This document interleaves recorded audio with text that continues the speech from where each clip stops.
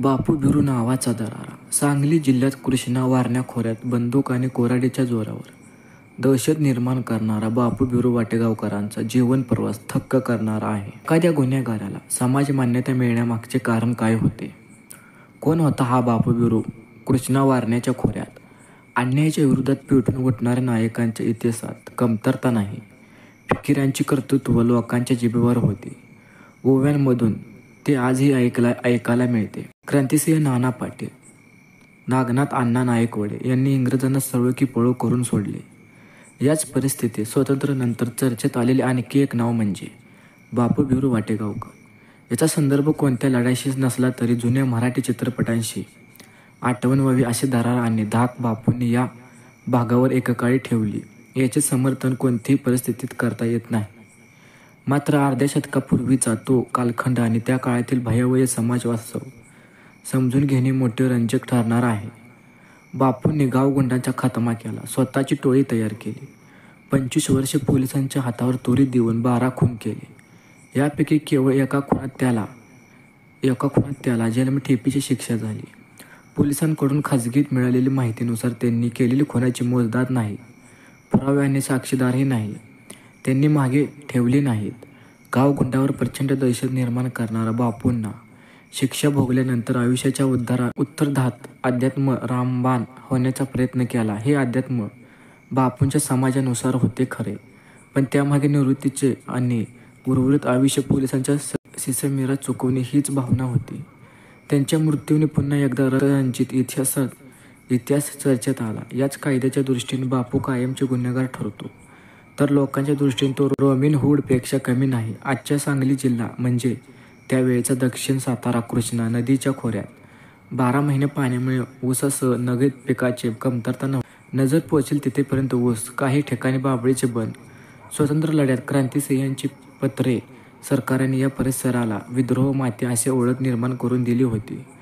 स्वातंत्र्यानंतर गावातील काही ठराविक लोकांकडे कारभार आला. पैसा आणि सत्तेच्या जोरावर मातलेले काही धनदांडग्यांनी मनमानी सुरू केली. यातूनच गावगुंडाची टोळ्या वाढल्या. बोरगाव हे वाळवा तालुक्यातील समृद्धी गाव. गावच्या तिन्ही बाजूला कृष्णा नदीचे वेढा आणि सपक जमिनीमुळे 12 महिने शेती हिरवेगार. रोजगाराच्या उपलब्धतेमुळे बाहेरचे मजुरी बोरगावसह आसपासच्या वाड्या वस्तीत येऊन राहिले. गावगुंडांच्या दृष्टीने हे गरीब मजूर आयती शिकार ठरत होते. त्यांच्या कोंबड्या पळवणे, शेत शिवारातून बोकड शेळे उचलणे असे प्रकार वाढत होते. त्यांच्या विरोधात बोलायची सोय नव्हती. कोणी बोललास तर त्याला धमकावून मारहाणही व्हायची. बोरगावचा रंग्या शिंदे हा गावगुंडांच्या टोळीचा म्होरक्या होता. त्याला उपद्रव इतका वाढला की त्याने एके दिवशी गावातील एका महिलेवर जबरदस्ती केली. बापू बिरू वाटेगावकर हा तरुण तेव्हा बोरगावच्या तालमीत घाम गाळत होता. लहानपणापासून कधीच शाळेचे तोंड पाहिले नाही, त्यामुळे अक्षर ओळख असण्याचे संबंध नाही. आई वडिलांकडून मिळणारी तोंडी माहिती, ओव्या, कीर्तन आणि प्रवचन हेच त्यांचे शिक्षणाचे साधन. घोंगडे अंगावर टाकून दिवसभर भेंडरामागे पळणे, पोटभर खाणे आणि पैलवानकी करणे एवढाच नित्यक्रम सुरू होता. रंगा शिंदेचे कारनामे रोज त्याच्या कानावर येत होते, मात्र त्याचे गांभीर्य कळत नव्हते. गणेश उत्सवात गावात मंडळीसमोर ओव्यांचा कार्यक्रम सुरू होता. रात्री ओव्या रंगात आल्या होत्या. रंगाने बायकांमध्ये शिरून दंगा सुरू केला. बायकांची पळापळ झाली. बापूने रंग्याला बाजूला घेऊन पान सुपारी दिली. ओव्यांचा कार्यक्रम पुन्हा सुरू झाला आणि काही वेळातच बापूने चाकूने रंगाचा कोथळा बाहेर काढला. 1966 मध्ये बापूंच्या हातून हा पहिला खून झाला. यानंतर फरार झालेले बापू पोलिसांना 25 वर्षे सापडले नाही. शिंदेच्या खुनानंतर बोरगाव पंचक्रोशीत लोकांनी पुरणपोळीचे जेवण केल्याची आठवणी काही जुने लोक सांगतात. रंगाच्या भावाने बदला घेण्याची शपथ घेतली, मात्र बापूंनी त्यालाही संपवले. त्यानंतर रंगा शिंदेच्या मामांनी बापूला मारण्यासाठी बंदुकीचे लायसन मिळवले. याची माहिती मिळताच बापूंनी रंगाच्या मामाला ताकारे स्टँडमध्ये गोळ्या घातल्या. सलग 3 खून केल्याने परिसरात बापू बिरू वाटेगावकर नावाची दहशत निर्माण झाली. विरोधात साक्ष देण्यासाठी कोणी झिजत नव्हते, त्यामुळे पोलिसांना पुरावाच मिळाला नाही. या काळात बापू बोरगाव, जुने खेडे, वाळवा, ताकारे, रेठारे, हरिणशाह, बजूज, शराटे, येडीमाचेंद्र, खरातवाडी परिसरात दबा धरून बसले. लोकांनी शेतातील वस्त्यावर त्यांच्या जेवणाची सोय केली. दरारा वाढला तसे काही तरुण बापूंकडे ओढले गेले. यातूनच 35-40 जणांची गँग तयार झाली. गावगुंडांमुळे आपण पोलिसांच्या हाती लागू याची भीती बापूला होती, त्यामुळे अशा गावगुंडांना बापूने हिरून ठार केले. शेतात खंडे खांदून मृतदेहाची विल्हेवाट लावली. एकूण 12 खुनाची कबुली त्यांनी पोलिसांकडून दिली होती. मात्र बापूने यापेक्षा जास्त खून केल्याची माहिती पोलीस खाजगीत देतात. 12 खून करूनही बापूला केवळ रंग्या शिंदेच्या खुनात जन्मठेपेची शिक्षा झाली. बापूने त्यांच्या टोळीतीलही काही सदस्यांना संपवले. आपल्या नावाने कोणी लोकांना दामदाटी करून लूटमार करणे त्याला पसंत नव्हते. यातून 4 सहकाऱ्यावर बापूने हल्ला केला. वागणाऱ्यांना स्वतःच्या मुलालाही बापूने मारले.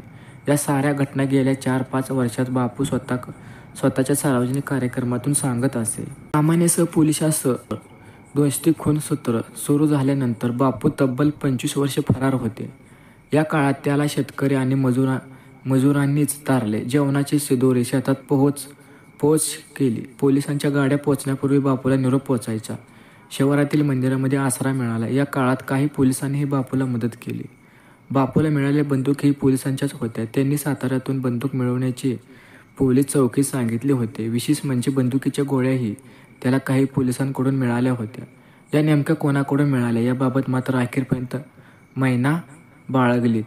जेव्हा नाव सांगण्याची वेळ आली तेव्हा त्यांनी आजारपणात मेलेल्या पोलिसाचे नाव सांगून वेळ मारून नेली. 1990 बापूला तत्कालीन पोलीस निरीक्षक मदन पाटील यांनी जुने खेडीच्या परिसरात बाभळीच्या बनात जेरबंद केले. कळंबा जेलमधील बापूला पोलीस बंदोबस्तातून काढून पळवण्याचाही प्रयत्न झाला. सांगली कोर्टातील सुनावणी आटोपून कोल्हापूरला परतताना शेगावचे गुंडा रवी कांबळे यांनी दमदलगे जवळील एसटी अडवून बापूची सुटका केली होती. यानंतर काही वेळातच पोलिसांनी जत तालुक्यातील उमेद जवळ त्याला जेरबंद केले. जन्मठेपेची शिक्षा भोगताना तुरुंगात चांगले वागणुकीचा फायदा मिळाला. रंगा शिंदेचा बंदोबस्त केल्यामुळे त्याला 4 एकर जमीन मिळाली. अध्यात्माची गोडी याच काळात वाढल्याचे बापू नेहमी सांगत असे. काही पोलिसांशी हातमिळवणी केल्यानेच बापू 25 वर्षे फरार होते, अशा परिसरातील जुने लोक सांगतात. शाहीर बाबासाहेब देशमुखांचा पोवाड आणि मंगला बनसोडे यांच्या तमाशातील नाटकाने बापूला जनमानसात पोचवले. केभून बापूंची प्रतिमा निर्माण केली. बापू भिरू वाटेगावकर यांचे समाजकार्य. 25 वर्ष सह्याद्रीच्या डोंगर रांगामध्ये राहून बापू भिरू वाटेगावकरांनी गरिबांना मदत केली. अन्यायाविरुद्ध लढताना बापू भिरू वाटेगावकर पोलिसांपासून पळतच राहिले आणि कृष्णाखोरी दहशतीच्या विळखातून मुक्त केल्यावर एके दिवशी आपल्या लढ्याला पूर्णविराम देऊन त्यांनी पोलिसांसमोर बिनशर्त शरणागती पत्करली. भारतीय घटनेनुसार बापू भिरू वाटेगावकर कित्येक खुनांच्या मालकीचे गुन्हे दाखल झाले आणि त्यांना जन्मठेपेची शिक्षा सुनावली. शिक्षा भोगून ते गावी परतले आणि त्यांनी उर्वरित आयुष्य भजन, कीर्तन आणि प्रवचनात व्यतीत केले. तंबाखू, सिगरेट व दारू अशा व्यसनाच्या आहारी जाऊन भरकटणाऱ्या तरुण पिढी वाचवण्यासाठी ते गावोगावी प्रवचन करत. बापू भिरू वाटेगावकरांनी हुंडा पद्धतीला विरोध करत कित्येक लेकी सुनांची नांदणी बसवली. कित्येकांची कर्जे मुक्त केली. कित्येकांच्या जमिनी सोडवून दिल्या. यासाठी वेळप्रसंगी त्यांनी बंदुकी चालवली. अगदी त्याच्या स्वतःच्या मुलांनी तानाजी वाटेगावकर परस्त्रीचे अपहरण केल्यावर त्याला सुद्धा त्यांनी गोळ्या घालून ठार केले. असे म्हणतात की बापू भिरू वाटेगावकर फरार असताना कुख्यात चंदन तस्करी वीरप्पांनी त्यांना बोलावून घेतले आणि त्यांच्या टोळीत सामील होण्यास सांगितले. यावर बापू भिरू वाटेगावकर गरजले, तू एक तस्करी आहेस. पैशासाठी तू जनावर मारून तस्करी करतोस आणि मी सर्वसामान्यांसाठी हाती शस्त्र घेतले आहे. आपला मार्ग वेगवेगळे आहे.